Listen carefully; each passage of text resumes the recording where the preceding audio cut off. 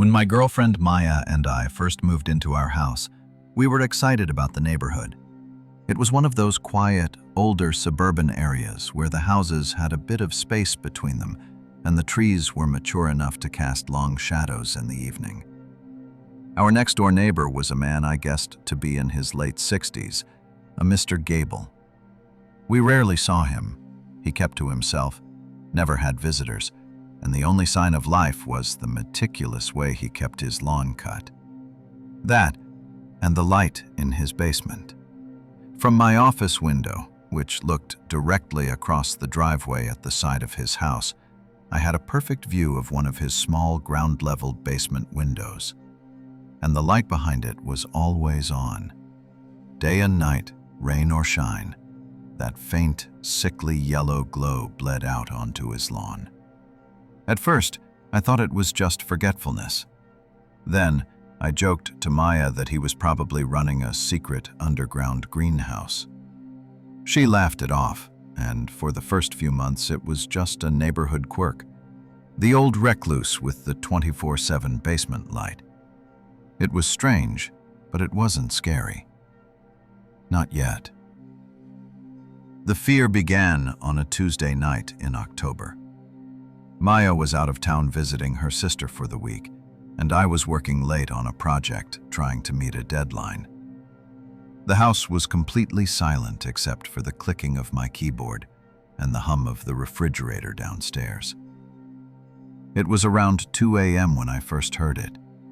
It was a low, muffled sound, so faint that at first I thought I was imagining it. I stopped typing and listened. There it was again, a heavy, rhythmic scraping. It was a metallic sound, like a shovel being dragged across a concrete floor.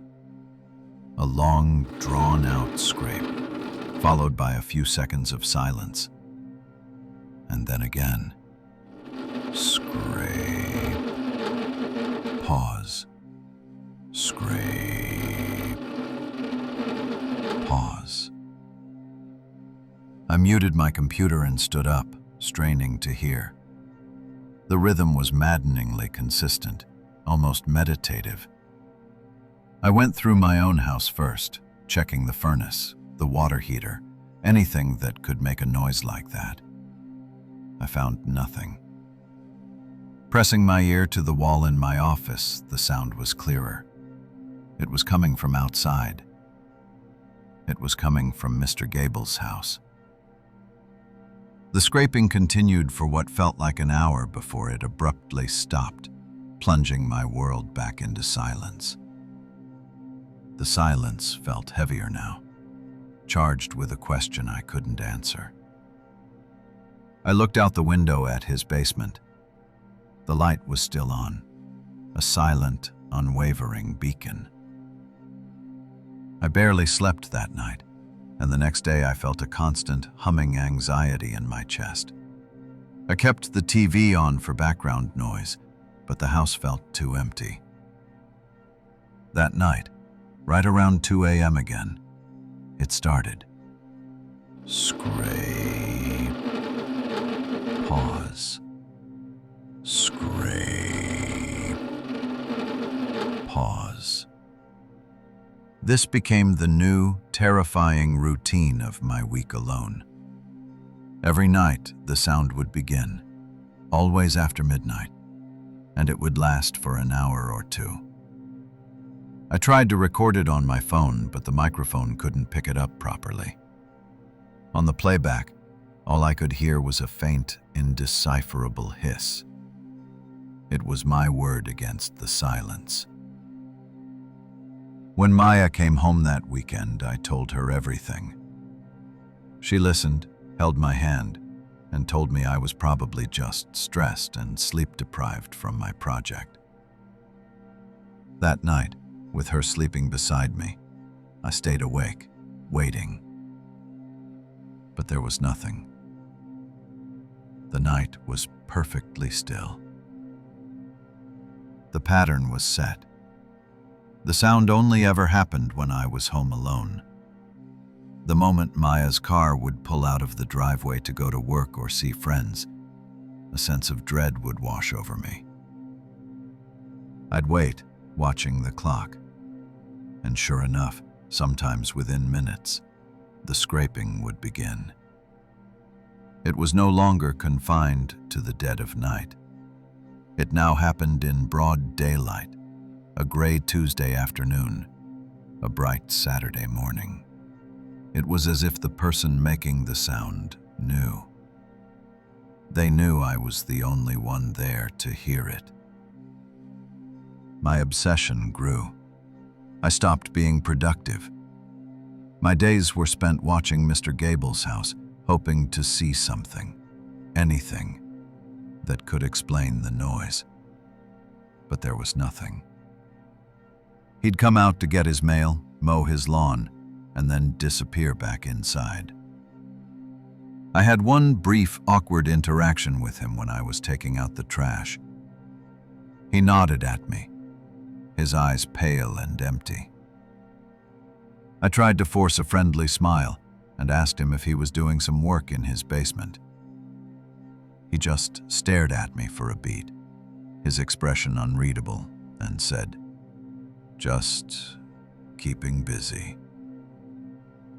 Then he turned and walked inside without another word. His voice was raspy, dry, like it hadn't been used in a long time. The feeling of being watched started to creep in. I'd be sitting in my office and get the distinct, prickling sensation that someone was looking at me. I'd glance over at his house, at the dark windows on the upper floors, and feel like I could see a shadow receding from the glass. Maya was getting worried. She thought I was becoming paranoid, and I couldn't blame her. I had no proof, just a sound she never heard and a feeling I couldn't shake. We started arguing about it. I felt completely isolated, trapped in my own home with a sound that was slowly driving me mad. The breaking point came during a massive thunderstorm in late November. The wind was howling, and rain was lashing against the windows. Around 9 p.m., the power grid gave out. Our entire block was plunged into darkness and a sudden, profound silence. I fumbled for my phone, using its flashlight to find some candles. As I lit one in the living room, a flicker of movement outside caught my eye. I looked out the window. Every house on the street was a black silhouette against the stormy sky, except one. Mr. Gable's basement window was still glowing, its sickly yellow light now looking monstrously out of place. He had a generator. And then I heard it. Even over the roar of the wind and rain, the sound cut through the air. It was the scraping, but it was different this time. It was faster, frantic, and rhythmic. The steady, patient pace was gone, replaced by a desperate, hurried violence. Scrape, scrape, scrape. Then a heavy, dull thud. Then more frantic scraping. Something was wrong. Something was happening right now. A wave of adrenaline washed over me, eclipsing my fear. I had to know. I couldn't live another day with this gnawing uncertainty. I told Maya I was going to check the circuit breaker outside, a lie she accepted without question. I grabbed my heaviest mag light from the garage and pulled the hood of my rain jacket over my head. The wind nearly ripped the door from my hand as I stepped out into the storm. I crept along the side of my house, using the darkness as cover, my heart pounding in my ears. The generator's hum grew louder as I approached Mr. Gable's property line. The scraping was loud and clear now, a horrible, grating noise that made my teeth ache. The small basement window was streaked with rain and dirt. I crouched down low, my shoes sinking into the mud, and wiped a clean patch on the glass with my sleeve. I angled my flashlight so the beam wouldn't shine directly in, and I peered inside. The room was bare concrete. No shelves, no boxes, no furnace.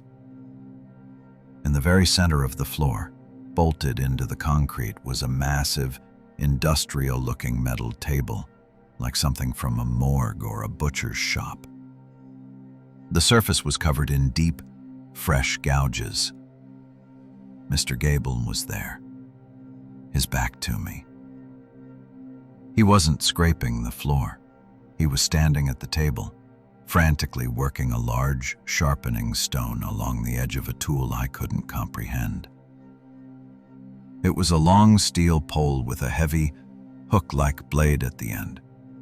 An array of similar, terrifyingly practical-looking implements lay neatly arranged on a small cart beside him.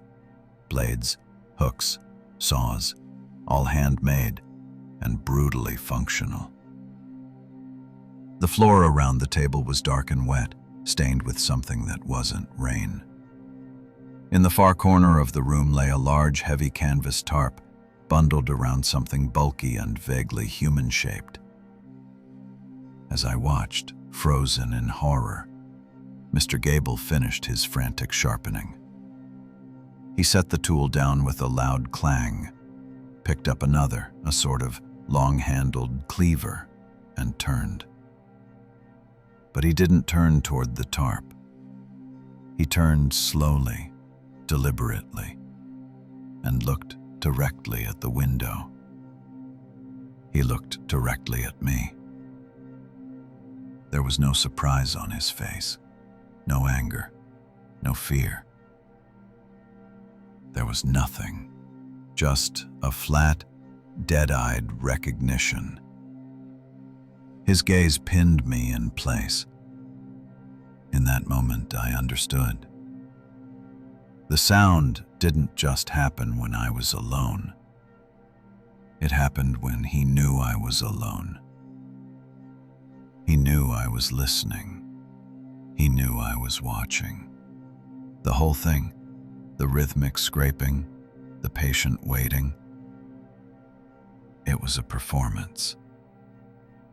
It was a trap. And I had just sprung it. I don't remember getting back to my house. It was a blind animal panic. I slammed the door, locked it, bolted it, and threw my back against it as if he were right behind me. Maya ran over, asking what was wrong. I couldn't speak. I just dragged her away from the windows, my whole body shaking. A few minutes later, the lights in our house flickered and came back on. The power was restored, and from Mr. Gable's house, there was only silence. The scraping sound never came back. We put our house on the market the next day. We sold it at a loss and were gone within a month. I never told Maya what I saw. How could I? We live across the state now, in a high-rise apartment building. There are no neighbors with basements, no quiet suburban nights. But I don't sleep.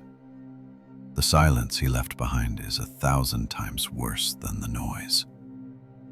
Sometimes, late at night, I'll find myself looking out the window, down at the empty streets below. And I'll see the face of Mr. Gable in my mind, that blank, knowing stare. I never found out what he was doing, or what was under that tarp. But I know one thing for sure.